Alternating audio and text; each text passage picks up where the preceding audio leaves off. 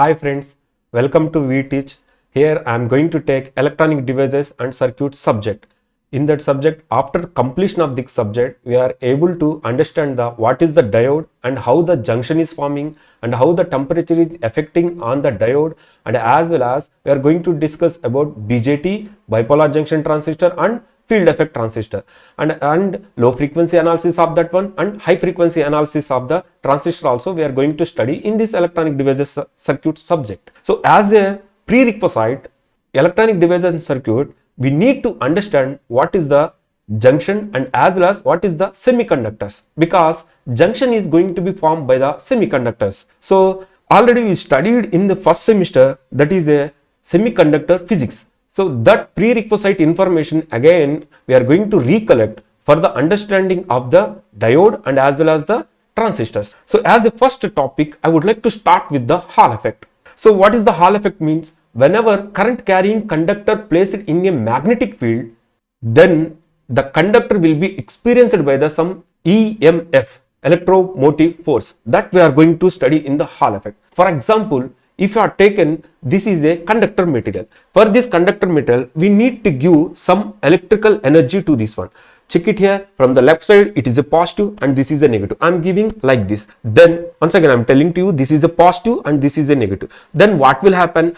Everybody knows that the conductor will be allow the electrons from the one side to another side, like that. So this is the negative. From the negative the electrons will be start and it will be moved towards to the positive. The meaning of that one, it is allowing some current. So now this current carrying conductor, if you are keeping in some magnetic field, check it, I am saying that this is the magnetic field and this is N and this is the S, N pole and south pole, S pole. Then if I am keeping like this, then current carrying conductor placed in a magnetic field, then this conductor will be experienced by the some force. The meaning of that one, it is generating some voltage, that we are going to see now diagram.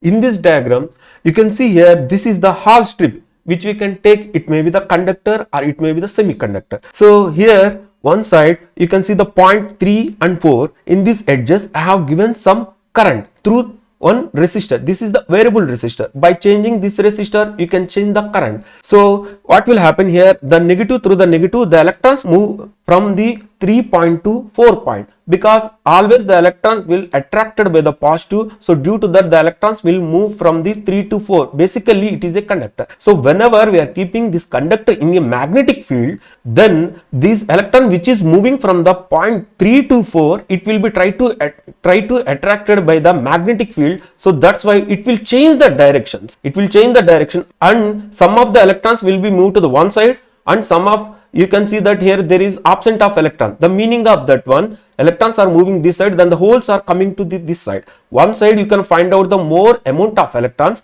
another side you can find out more amount of holes. So what will happen? There we can get some voltage. Voltage means it's a static energy. So one side you are getting the negatives and one side you are getting the positive. Why you are getting here the one side is the negative, one side is the positive, means current carrying conductor placed in a magnetic field, due to the magnetic force, then it will be try to push, the magnetic field will be try to push the electrons to the one side and as well as it will be attract the holes on the another side. Due to that, we are getting the some voltage. That voltage we can call it is a Hall effect voltage. So what is the use of this Hall effect voltage in that too, particularly in the semiconductor materials? By using this Hall effect, definitely we can tell that either the semiconductor material is belongs to the P type or belongs to the N type. Everybody knows that P type semiconductor means which is having the majority carriers are holes, and N type semiconductor metal which is having the majority carriers are electrons. So for example, if you are taken here the one type semiconductor metal, I am taking the example here is the P type semiconductor metal.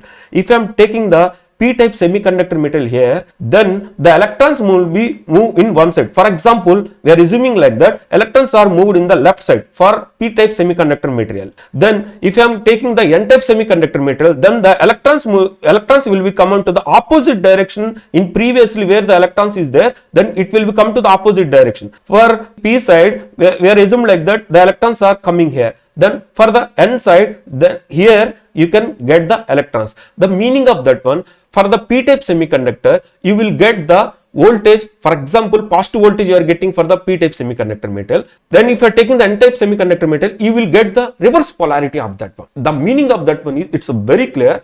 For the p-type semiconductor material, I am getting some polarity. N-type of the semiconductor material, I will get the opposite polarity. Based on that polarity, definitely we can tell that either this material belongs to the P or belongs to the N. So for that purpose, definitely it will be useful. Not only for that one, as well as by using the Hall effect, definitely we can tell that how much of the magnetic field is there.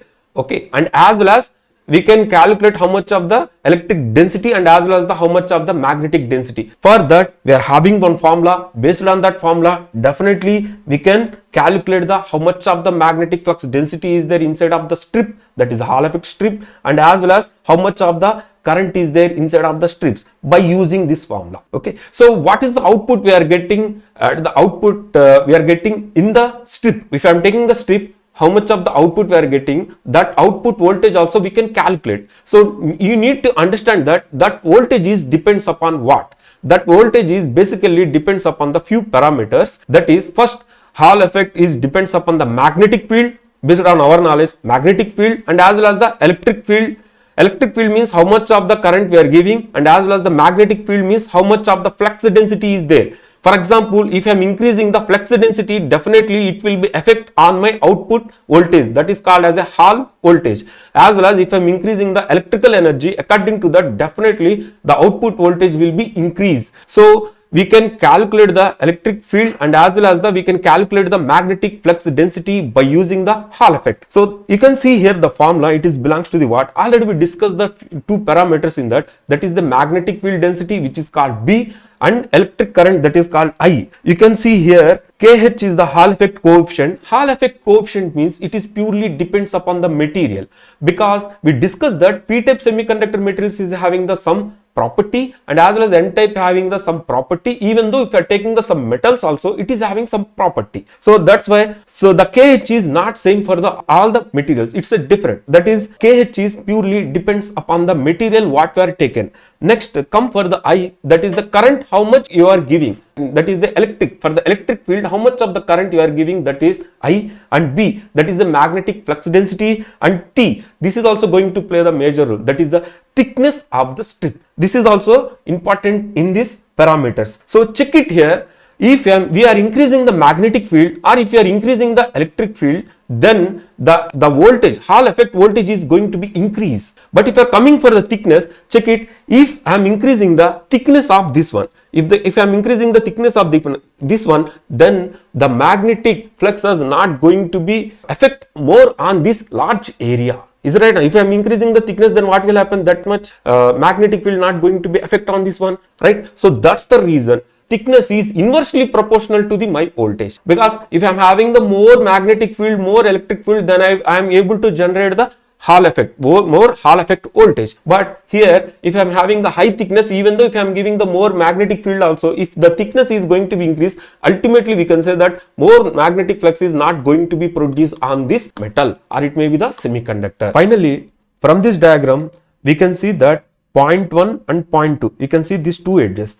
The point 1 and point 2, from that we are getting Hall effect voltage, and point 3 and point 4, here we are giving some electric field, and from this if you are giving the magnetic flux, then you are getting the output voltage. So here this Hall effect is suitable for what we have discussed till now. Based on that, P semiconductor metal, N semiconductor metal also we can decide by using the Hall effect, and as well as this is most suitable for the semiconductor metal. That too, if you have the germanium in that material, then it will give the more voltage. Thank you.